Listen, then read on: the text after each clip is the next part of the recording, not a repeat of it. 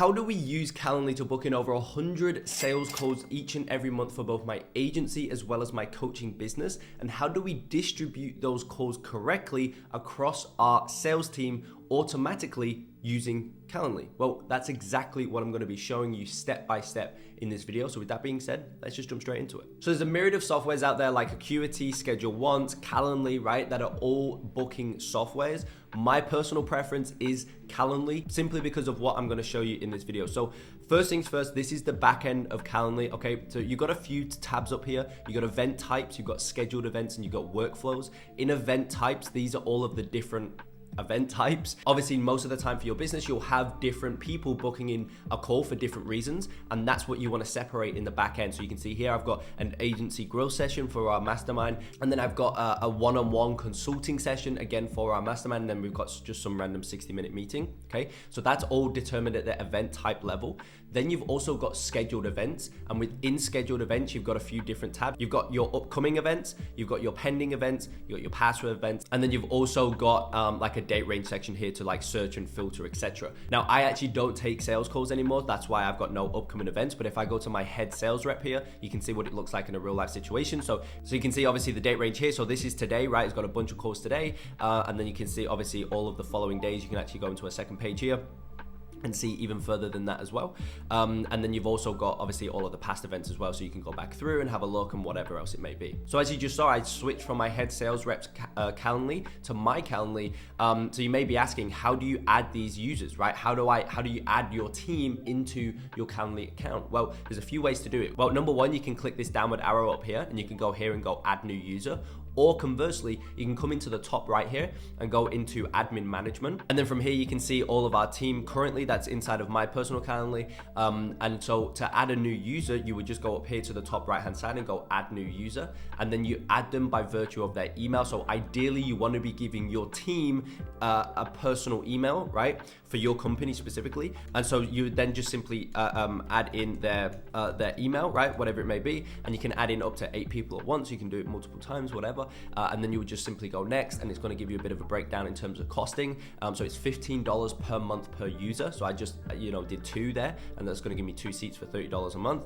Obviously, I'm not going to go ahead and do this, but you would then select event types for that specific person. Don't worry too much about that because you can edit it all later, which I'm going to show you here in a minute. And then you're done, right? So then you'll have your team members inside of your Calendly, just like I've got here, right? So if I go back to home, you can see then obviously I've got my team in here, and you will as well. Now, when you first create your Calendly or you add a new user into your Calendly, the first thing that either yourself for your Calendly or your team for their new account that you've gave them, the first thing that you need to do is come up into integrations, and you need to sync 2 main integrations. So with Calendly, you can sync a bunch of different things. You can do your Gmail for workflows, you can do Slack, PayPal, Stripe, right? You may be thinking, why do you need a payment processor for a booking software? Well, if you have, maybe you do 1-hour consults and you charge $1,000 for that 1 hour. Well, if you integrate Stripe, you'll be able to actually tack on a fee for somebody to book in a call. So if they book in a call, then they actually have to pay the $1,000 in order to book in the call. And you do that by virtue of, connecting your Stripe or your PayPal. But the 2 main integrations that you want to make sure that you have in place is number 1, Zoom, or any type of whatever the core software is that you use. Obviously, you've got Google Meet, you've got Microsoft Conferencing. I personally use Zoom, but you can just connect whatever it is that you want. And then from there, also, what you want to be doing is connecting your calendar. So I'm actually going to open up this calendar connections. And then down here, you'll see configuration. And so this is essentially where you want to edit if you have more than one calendar, then you want to make sure that you select the right calendar to check for conflicts. And you want to select the right calendar to actually add the calls that are being booked in your account to the respective calendar correctly, right? And you do that by virtue of integration. If you add a team into your Calendly, like I showed you before, by virtue of adding a new user, you need to make sure that they come into integrations and they connect their own accounts, because it's going to be their own calendar, right? It's going to be their own Zoom account, etc., etc. You can't do that for them. Let's now walk through what an actual event type looks like. So I'm going to pull up one of our many events here, which is our agency scale session. And so basically how this looks is essentially, obviously you've got the event name. I've called it agency scale session, and I've actually pulled up our live booking page just so you can see what it looks like from a customer's point of view, right? So in a Calendly, you've got the event name, which is this section here. Obviously in a live view, it looks like this, okay? And then from there, you've also got a description. So that's just basically a short breakdown of what the call entails. And it's another basically sales point, if you like. And again, that shows up here on a live view. And then down here, you've got when can people book in a call.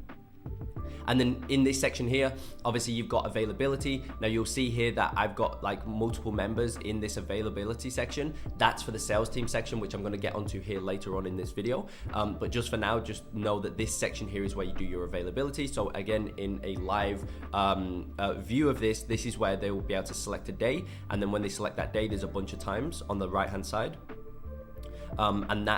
And obviously these times are dependent on the availability that's set in this section here in the back end. So the next section is date range. So this basically determines how far in advance a customer can book in a call. I personally like to do 10 days simply because you can see here that my current sales rep, he's booked out now for the next 4 or 5 days. And so if I only said you can book in 3 days in advance, well, all the people that are going to want to book in today won't be able to book in, right? And so that may be a lost cause for us, which is not good, right? So we want to make sure that we have a good enough amount of days in advance that people can book in. I typically know that we're not going to be booked out 10 days in advance, right? We may be booked out as we are right now, 4 or 5 days in advance. We're very rarely going to be booked out 10 days in advance. So I know that anytime somebody wants to book in a call, there's always going to be a spot available for them. Duration of the call, that's very self-explanatory. And then also you've got your buffer. So this basically gives you some time before and after events are scheduled, just if a call maybe rolls over or you want to get a drink or whatever it is, right? So if, for example, if you have a 30-minute event and somebody books in at 10 a.m.,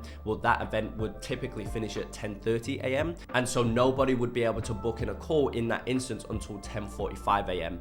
if you did a 15-minute buffer after the event, right? Which is what I actually do, okay? This next section here is host and location. So again, this is for the sales teams. This is the round robin structure, which again, I'm gonna explain further in detail later on in this video. But for now, let's have a look at the next section here, which is the questions. So again, in a real life view, if we now select a time, which is based on the availability that we've set, then from there, before somebody books in a call, they have to answer these questions, okay? And this obviously helps with pre-qualifying prospects. This helps with helping our team not having to spend unnecessary time on a call with somebody who's just naturally unqualified. Oftentimes we can kind of like pre-frame people and see if they're actually a good fit for what we have to offer.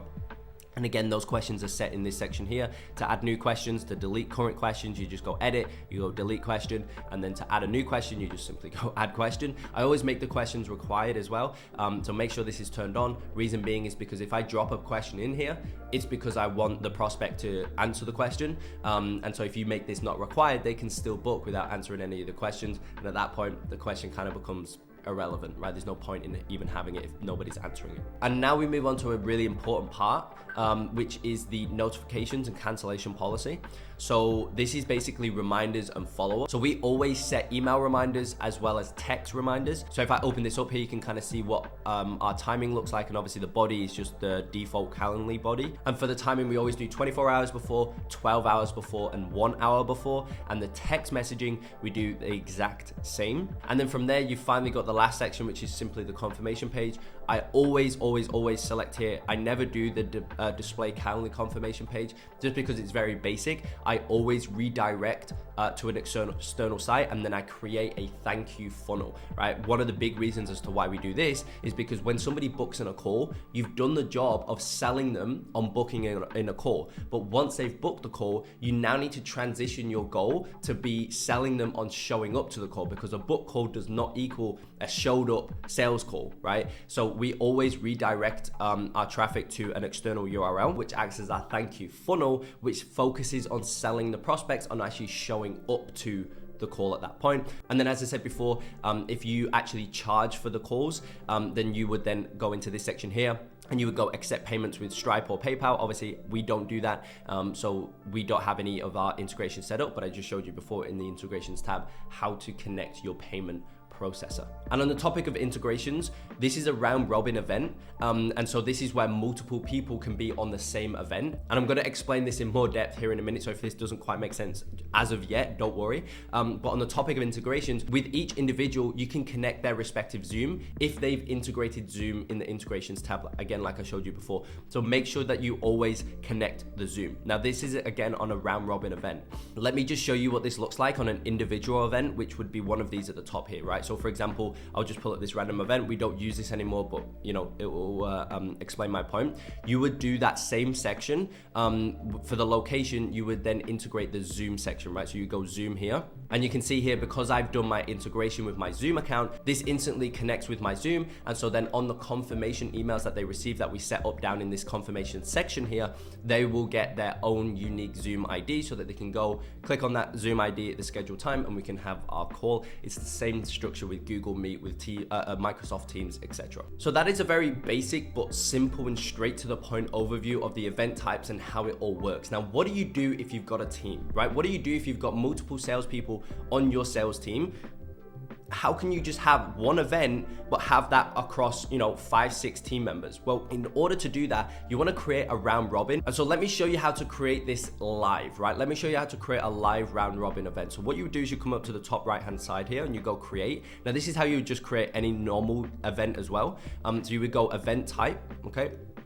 And then from there, you'll get a few options. So you've got one-on-one, you've got group, you've got collective, or you've got round robin. Now, one-on-one is just a normal singular event, right? If you create an event yourself, you just want people to book in with you, you would just go one-on-one, very basic. If you've got a team, then that's where the round robin would come in. So you would want to go into here and go create.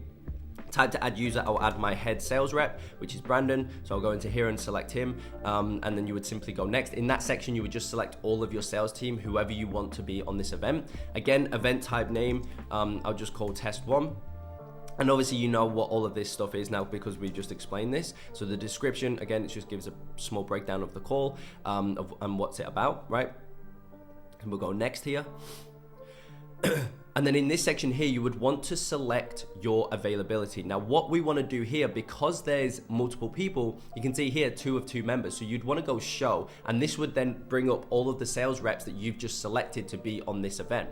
And so what you would now do is you would select availability. So for example, maybe you'd want to work 9 a.m. till 11 a.m., right? But maybe from 9 a.m. to 11 a.m., it's only Brandon who can actually do those times, right? Maybe I personally or another sales rep of yours can't do that time. It's just Brandon. So in that case, you just simply only select the one person who can do that time. And then you just simply go new interval, right? So maybe from 12 p.m. till 4 p.m., right? Maybe both people can work this time, right? Okay, cool. So you just have both selected. And then maybe from 5 p.m. till 9 p.m., right? Maybe it's just myself or another rep who can do that time. So then you would just simply deselect everyone else and just select the people who can do that specific time frame.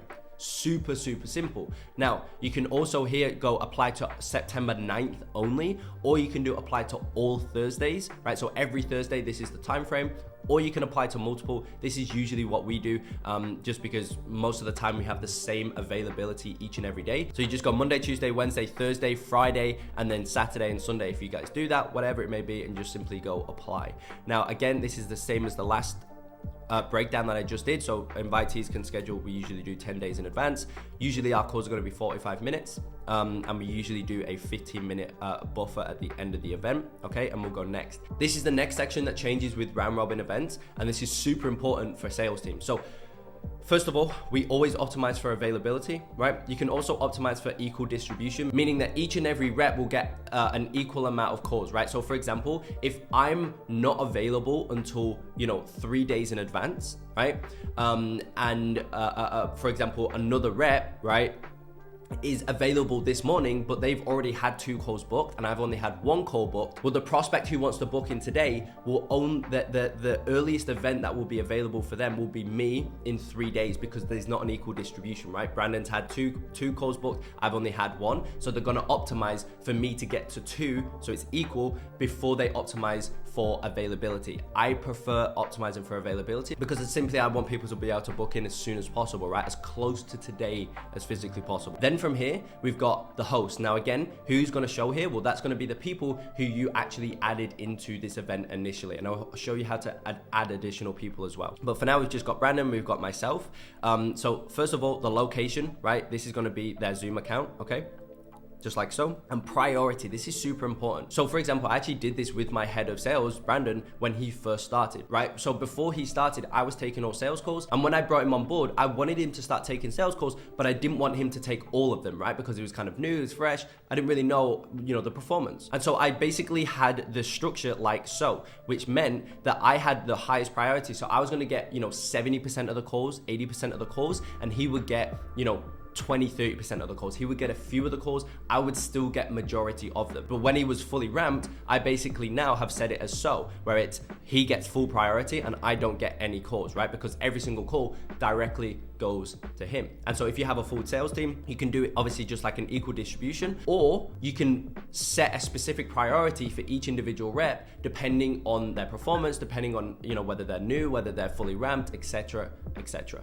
And really at that point, that's all that changes with round robins. And so now what happens is you can just send this one event out, and then the calls are going to be distributed across your sales team depending on availability and obviously depending on the priority that you've set, and it's all automatic, which is an amazing tool that Calendly offers, right? And just as an additional side note, if you've already created, so for example, if I go back into one of our live round robins that we've got set up right now, for example, I'll go into this one right here. If I then brought on a second sales rep, which we're actually going to have to do here pretty soon, and I wanted to add that new sales rep to our current live event, what I would simply do is I would come up to the top here and go edit hosts, and then I would add the new user, I would go update, and then from there, I would then go into the host, and then I would select their priority, I would select their Zoom account, and then from there, obviously, I would just implement exactly what we've gone through in this video. So that is exactly how we use Calendly to book in over 100+ sales calls per month for both my agency as well as my coaching business.